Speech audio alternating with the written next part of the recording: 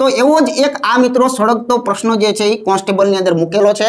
તો આની અંદર પણ ખરેખર તો એવું જ કહી શકાય કે આમાં સાચું શું હશે, તો કે જે પેપર કાઢનારે જે નક્કી કરેલું છે એ સાચું હશે, બરાબર। જો આને સોલ્વ કરવા માટે પણ મિત્રો 4 પ્રકારનું વધારે પણ હોઈ શકે છે, પણ ખાલી તમને ડેમો આપું છું કે આની અંદર પણ મિત્રો 3 થી 4 પ્રકારની બાબતો બની શકે છે। એમાં આપણે કોઈ ના જે છે મિત્રો પાડતા નથી। पहली वस्तु जो बात करिए कि दाखला तरीके आ ग है, पछी मानो कि आ म आपेलो है, पछी प है और अहींया मित्रों ख आपेलो है, बराबर।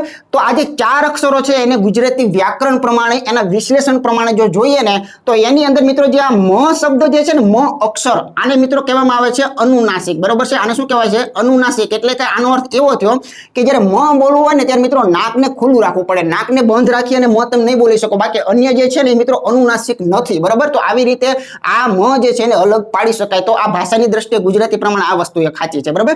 बीजू आगळ विचारीए, हजू पण गुजराती मित्रों अटकतुं नथी, हजू गुजरातीनी अंदर पण मित्रों आ चारे चार ने जो अलग पाडवा होय तो एनी अंदर पण मित्रों खास एनी अंदर समजवुं पड़े। तो जो एनी अंदर ख जे छे ने आ एक ज मित्रों एवो छे जेने महाप्राण कहेवामां आवे छे। शुं कहेवामां आवे छे? महाप्राण ध्वनि जे छे मित्रों कहेवामां आवे छे।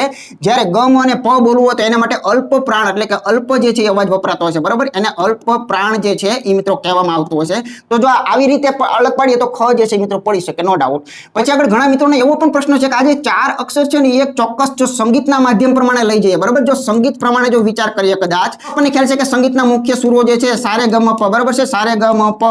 તો એના મુજબ પણ જોઈએ ને તો એમાં મિત્રો એક આ ખ જે છે ને એ સારે ગ મ પ માં ખ જે છે મિત્રો નો આવે, બરાબર। તો એવી રીતે વિચારીએ તો પાછું આ ખ જે છે મિત્રો ક્યાંક અલગ પડતો એવું લાગે છે।